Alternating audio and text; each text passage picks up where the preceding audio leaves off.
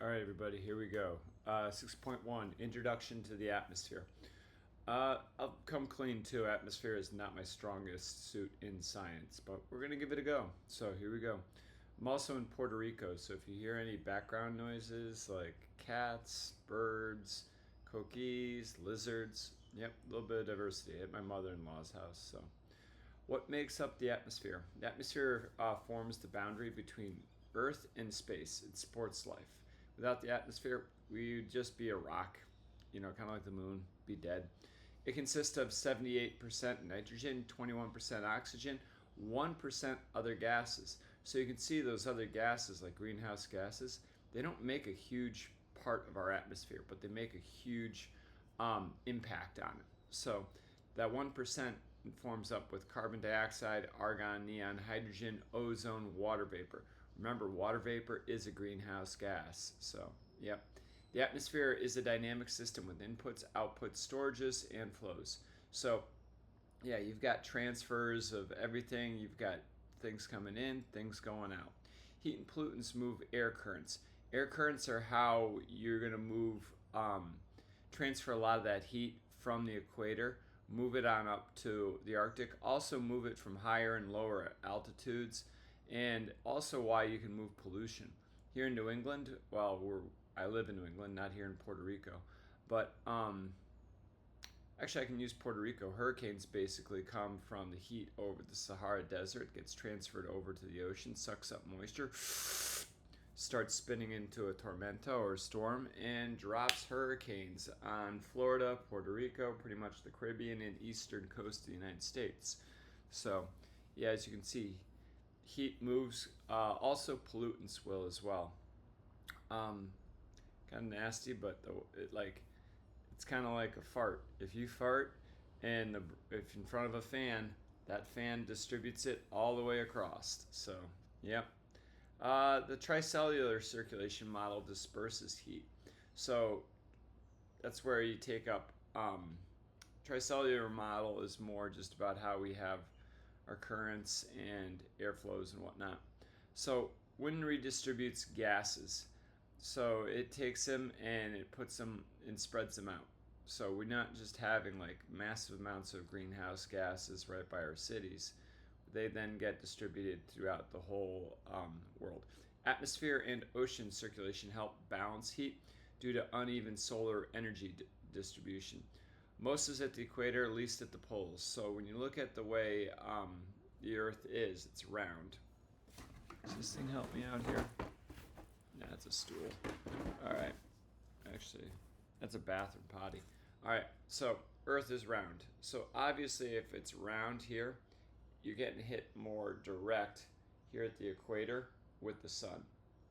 If you're getting hit way up here, it's like a glancing blow or high angle, and the sun isn't as strong. Therefore, right now, I'm in Puerto Rico by the Caribbean, and I have to worry quite a bit about sunburn because the sun is much more direct.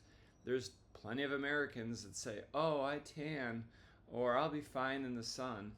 And then they come, because, yeah, up by the beaches of Connecticut, Massachusetts, yeah, you're fine. And then you come to the Caribbean, and the sun is much more direct. And they end up in the Cuarto de Emergencia, the emergency room. So, yep, with sunburn. All right, so let's take a look here.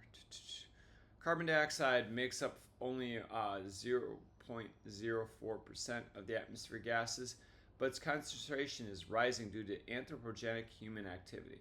So basically, yeah, us humans are burning more fossil fuels, putting out more carbon dioxide into the air, whether it's from manufacturing, transportation, like cars, heating of buildings, energy, you name it. So all those take heat. Cooking. The equator receives the most solar energy due to direct angle sunlight, almost 90 degrees. The poles receive less solar energy because the sun's angle is lower, and snow and ice also reflect more sunlight. Reason why glaciers are so important. Glaciers take that sun and they basically rebound it, so it goes boing and right out. So this unseen energy distribution drives atmospheric circulation. The atmosphere extends about 1,100 kilometers above Earth's surface. So, yep, just some stuff for you to know. So the atmosphere goes up pretty high. That being said, more interested. We're interested in all of it, but really the atmosphere closest to Earth we're really interested into. So, most weather and climate processes occur in the troposphere, 0 to 10 kilometers. This is where you get your weather, cloud formation, and human impact. Oh, sorry, peeps. Stratosphere is 10 to 50 kilometers above the Earth, includes the ozone layer, which is very important as well for UV protection, and making sure that your friendly teacher here does not get skin cancer, at least more than I already have. Human biological activity changes atmosphere composition by affecting inputs and outputs. Over time, gas concentrations, ozone, CO2, methane, water vapor have varied greatly and significantly impact ecosystems and organisms. So,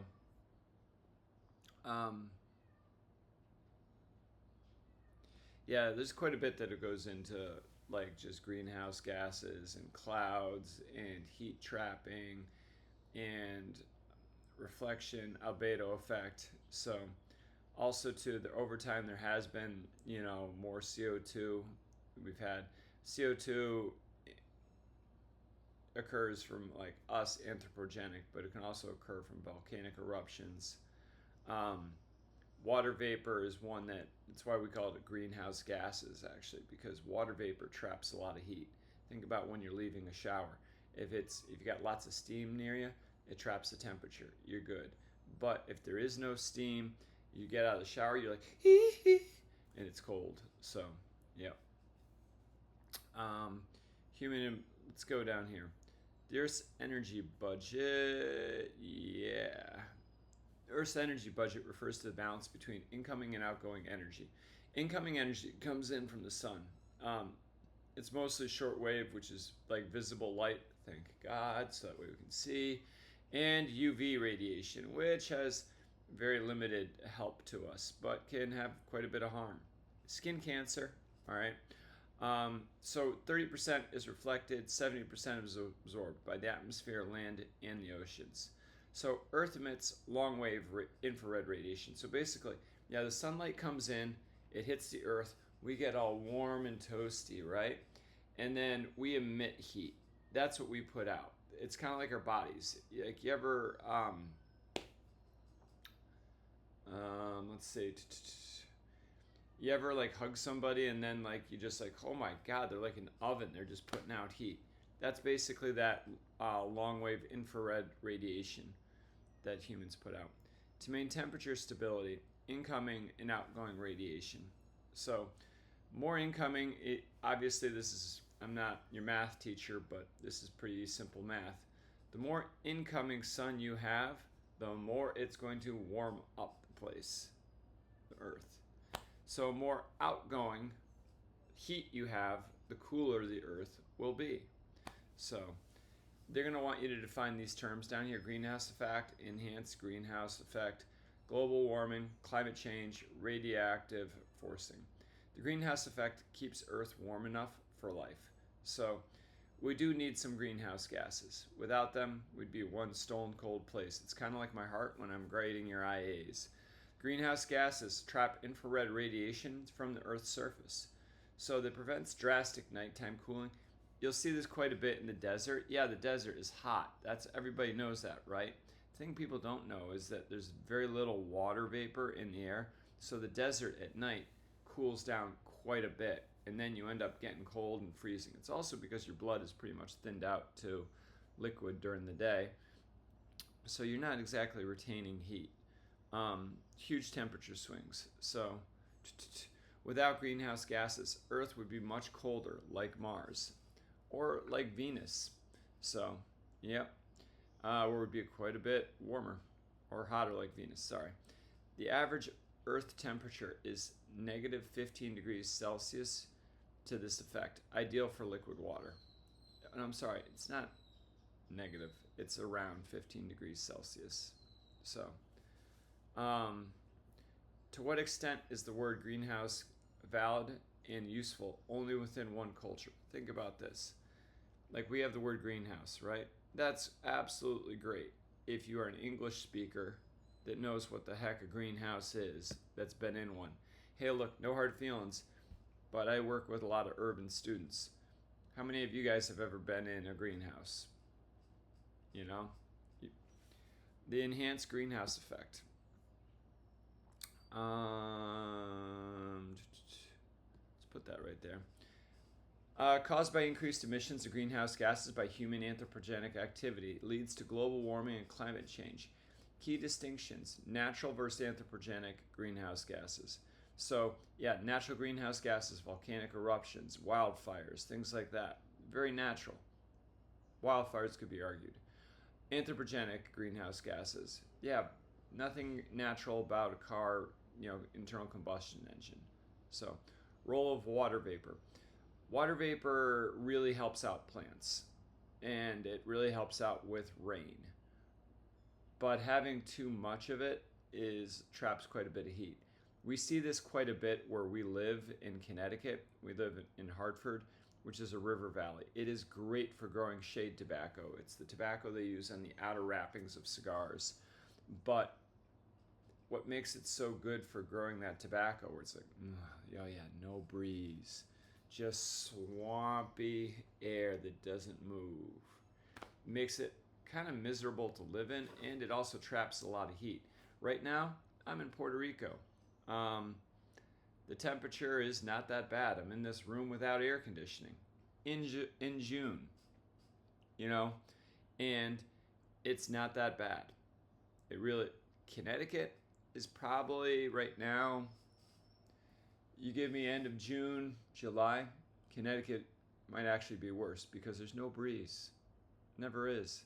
All right? You're living in a river valley where it's just swampy water vapor air. They call it humidity. Role of ozone in CFCs. So, ozone's basically has a lot to do, but big thing is with UV light. So, greenhouse gases include carbon dioxide, methane, water vapor. Those are the big three that you have to know. So, you have to know carbon dioxide. You have to know that CO2 is carbon dioxide. You have to know methane. You have to know that CH4 is methane. Water vapor, you should know that too, H2O. Other ones to know are nitrous oxides, all right? And like nitrous oxides, like are big for farming and just what they put out. Also CFCs, HCFCs, and ozone. HCFCs and CFCs, we're going to get into them a little bit with the Montreal Protocol. It's basically your refrigerants and what they use for like spray cans like shaving cream, spray cans like non-stick spray for cooking, spray paints, anything that's like compressed air are like CFCs.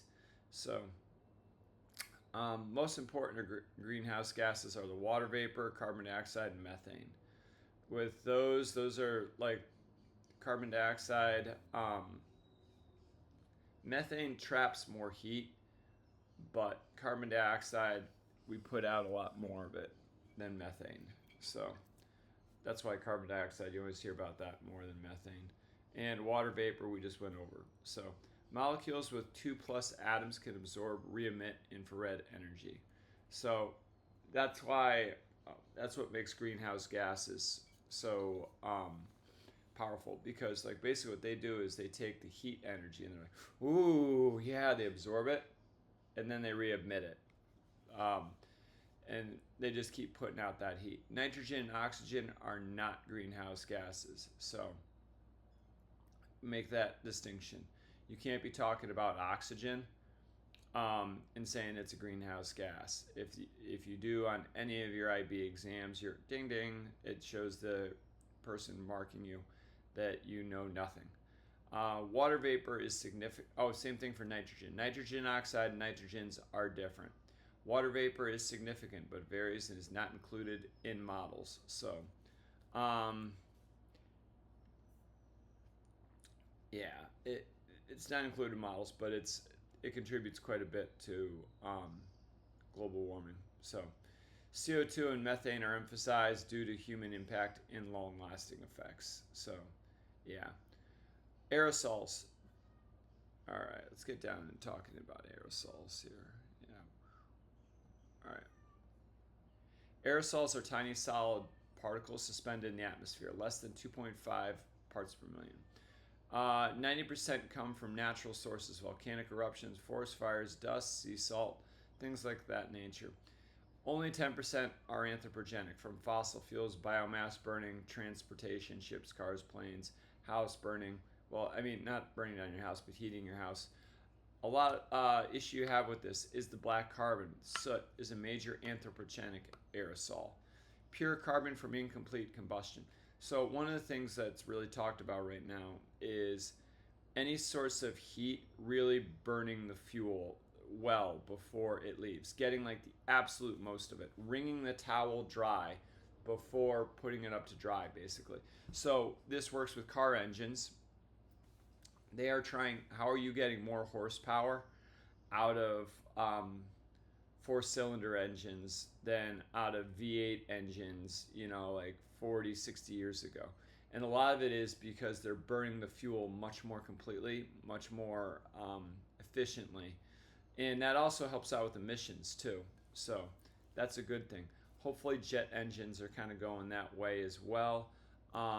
Wood-burning fire stoves are doing this as well. You'll see like the color on the flames is quite a bit higher, which means they're burning a lot of the material before it leaves. So the smoke is not as... It doesn't have as much black soot to it, not as much particulars. It also cuts down on chimney cleaning, I believe. Contributes to warming by reducing albedo when it settles on snow and ice. So you can imagine this. You know how blacktop absorbs more heat. Well, imagine you're putting all this black soot on that white snow or ice. The result is that's going to absorb more heat instead of reflecting it like ice should. So this is found in the Arctic haze. This is linked to faster warming in the Arctic. So ding, ding, ding, ding. Indoor sources include cooking, stoves, candles, spray cans. If you read that like me the first time, you're like, spray cans? Who the hell is spraying like spray paint inside a house? What an idiot. But think about it this way. It's not so much someone spraying spray paint. It's more about using those non-stick sprays on cooking surfaces. I don't use them, to be honest with you. I just don't trust them. Health-wise, as long as also in the air and atmosphere. Like shaving cream would be another one. So we talk about that. Stoves. If you've got a gas-burning stove, yep, you do have to worry about that. It's not like huge amounts, so people usually don't. Candles, I used to, back in my 20s, man, I used to have an apartment in Iowa that only had like 2 vents for heating. Is in the attic. Is an awesome apartment, dirt cheap. The only problem is during the winter it got kind of cold. So what I would do to offset it is I would burn a ton of candles inside, and they did actually help out with the heat quite a bit. However, though, it also puts out quite a bit of particulates in the air. I think it can actually contribute to lung problems, like long term. So I no longer burn candles really in the house. So yeah, they smell good. Yeah, they make me calm. But you know what? Not really thinking they're worth it. Climate impact. Aerosols affect radioactive forcing, Earth's energy balance. It can cool by reflecting sunlight or warm like black carbon. So aerosols have a dual effect. So if you have black soot, it's going to absorb heat, absorb sunlight, transfer it into heat, and there you go. That's bad. But aerosols can actually reflect sunlight too, which can actually contribute to Earth cooling. So aerosols, it's a catch-22. Black soot aerosols, bad. Greenhouse, they basically like global warming. Other aerosols reflect sunlight, which will then global cooling. So persistent aerosols presence has likely masked 50% of the greenhouse gas caused warming. So Without these, we'd probably be about 1% warmer. So, yeah, and the way those work is this. Aerosols right here. Aerosol direct effect, as long as it's not black soot. Ding, ding, ding, ding, ding, hits off of it, gets reflected. Also, too, what happens is they tend to cloister together and really help out, like form clouds. So an regular cloud also reflects sunlight. Now, if you start putting it with more aerosols in there, it starts absorbing more energy. The cloud gets heavier, and then that's when you get rain. So that's like the indirect way aerosols help out with global warming. Because obviously, more clouds you have, more reflection. So, all right. 1% warmer. Radiative forcing, right here, describes the changes in energy balance due to greenhouse gases and aerosols. Positive radiative forcing, it leads to warming. Carbon dioxide, methane. Negative radiative forcing equals cooling. Aerosols, ozone destruction. Aerosols reflect sunlight, cooling, but black carbon warms it. So, yep. Dynamic nature of the atmosphere. The atmosphere is layered but changes with latitudes and seasons. Most weather happens in the troposphere, close to the Earth. Layers are mixed by physical processes, air movement, temperature, pressure, but also by chemical mixing gases like the ozone as well. So, all right, we're going to get down into contrails down here. Jet engines. Haha. All right. Contrails form in the stratosphere, ideal for flights due to strong winds and low turbulence. Created when aircrafts burn fuel, releasing water vapor, which forms ice crystals under cold conditions. Those emissions can include water vapor, unburnt fuel, haha, we talked about that, nitrous oxide, soot, everybody's favorite, and carbon monoxide. So, can form persistent cirrus clouds that trap heat high up in the atmosphere. May have more climate impact than carbon dioxide from planes. So, yeah, they actually can trap heat a little bit, in theory, more than the CO2 put out. A 300-meter altitude difference can determine contrail formation.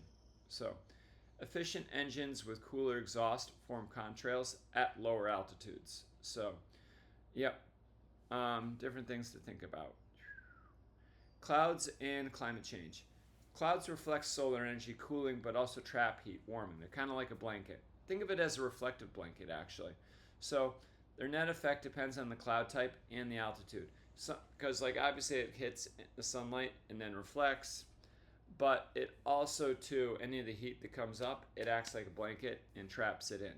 That's why when it's a bluebird day, it's like, oh man, it tends to be a little bit drier. When you've got graybird, which is more like cloud cover, low, it's just kind of gray outside. Let me take a look out there today. Yeah, it's graybird outside in Puerto Rico right now, so it just definitely feels more humid. If it rains later, maybe it'll clear on up and become more bluebird. So, cloud formation involves water droplets and ice crystals.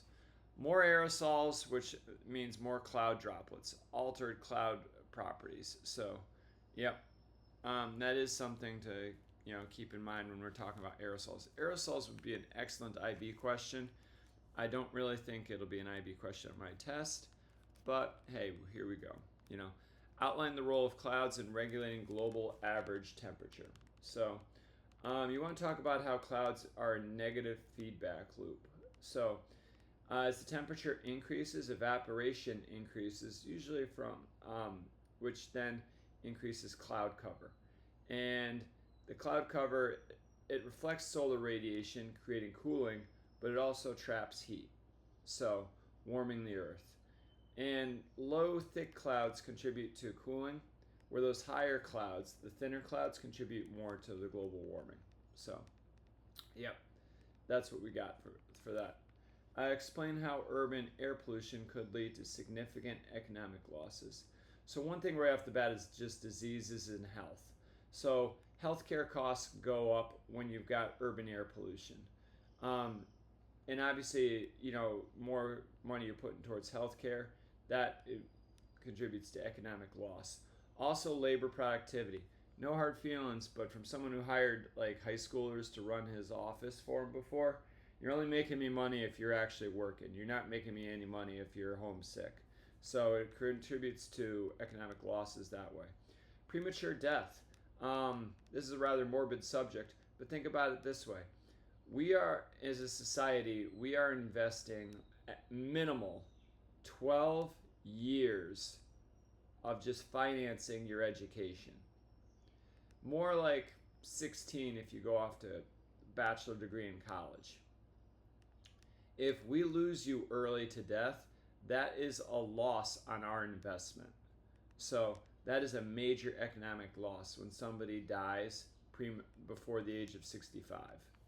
So definitely the closer they get to 65, it's not as much of an economic loss. But when somebody dies and they're younger, that is tragic and an economic loss. So agricultural productivity goes down with urban air pollution as well, which leads to increased food prices. Ding, ding, ding, ding, ding. Obviously, acid rain contributes damage to buildings and infrastructure. You need to repair your highways more, which then costs money. Cost of policing air quality. Hey, if you've always had awesome air quality, you don't really need to be paying people to monitor it as much. Hey, guess what? When your air quality looks pretty bad, you always have to be on top of it. Hold on a second. Talk about air quality. Here in Puerto Rico, they deal with La Bruma, which is the air quality. From the Sahara sands, actually, they get sand particles get blown off into the atmosphere, travel across the ocean, and makes it traps really kind of the heat. It reflects sunlight. It also really kind of prevents hurricanes, from what I've been told. But it also makes breathing in quite difficult. So, things they don't tell you on the brochures. All right, back to you for a second. Loss of tourism, since I'm here in Puerto Rico. No one's going to come to see Puerto Rico if there's polluted beaches. Sorry. They make sure those beaches in the Condado region, which is tourist region of San Juan, are all right. Clean them up regularly. At least the pollution you can see. So, let's see. Property devaluation. You ever wonder why the property is worth more in a newer development versus an old one? It's because it tends to be quite a bit cleaner in the newer one. Look at the amount of pollution in the wealthiest suburb in your area, or wealthiest area of a city. Now look at the pollution in the poorest area. Quite a bit more. Pollution does quite a bit for home values or property value. So, companies have to compensate people for working in really polluted areas. Hey, look, if you are a truck driver and you are transporting nuclear waste, you are paid quite a bit more. You are paid hazards pay. So, if you ever see the movie Chernobyl, even in Russia, they're paying these dudes heavily to go clean it up. Industries can be closed down due to excessive emissions. So, you know how we have snow days? Imagine where you've got like bad air days where they cancel school or they cancel work because people should be breathing in the air. It sounds wild, but hey, it's coming down the road. In some areas, it's already happening in other countries. So, yep. That's what we got. Global warming potential, GWP. You should know the term GWP. It comes up quite a bit in IB terms. GWP compares how much heat a gas traps over time versus carbon dioxide. Carbon dioxide is GDP of 1. So methane is 27 to 30 times over 100 years. So methane traps quite a bit more heat than carbon dioxide, it's just we produce more carbon dioxide. CFC is 1,000 times more potent. So yeah, this refrigerants we talked about, there's a reason why you don't just throw a fridge off in the forest to decompose.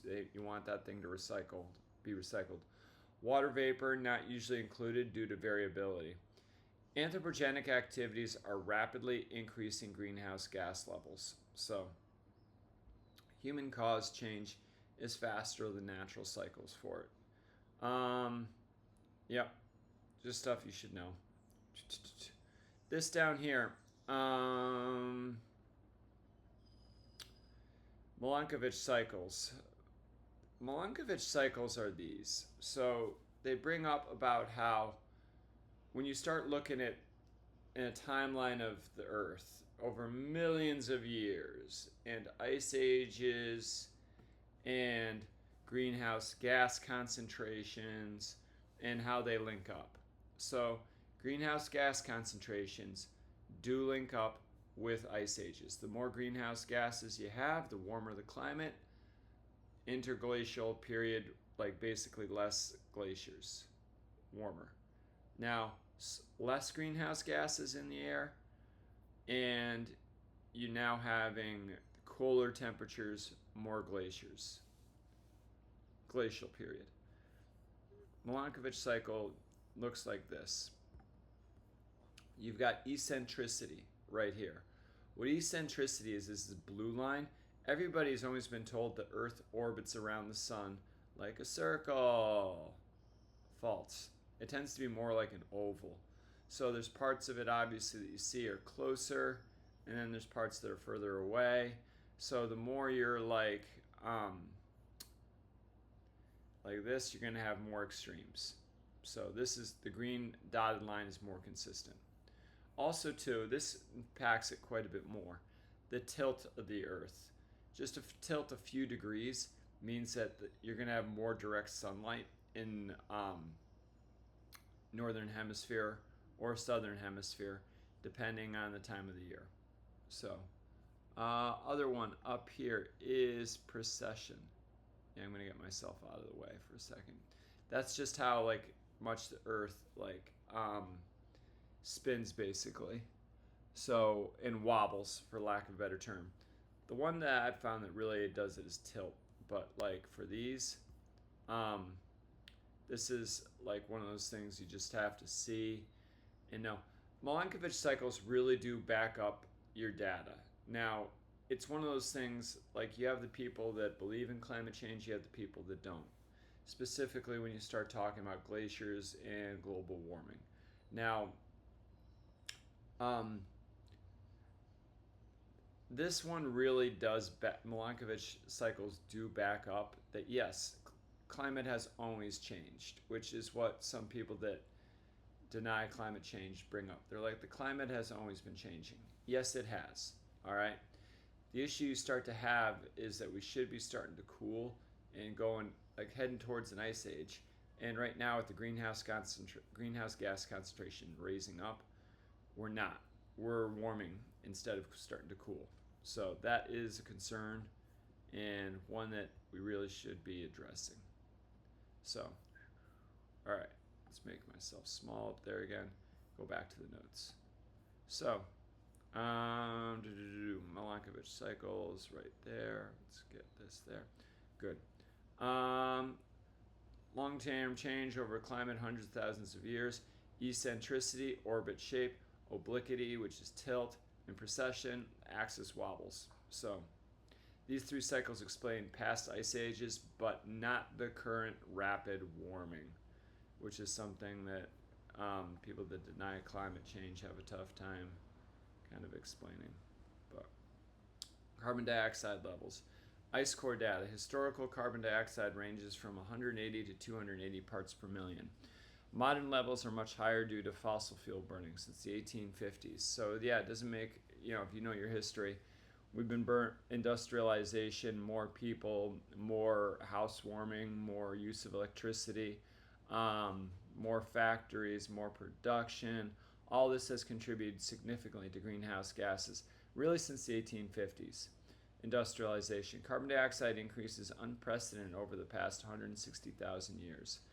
So, yeah, the carbon dioxide levels have been rising, but really within the last 150 years. Feedback loops during Milankovitch cycles intensified.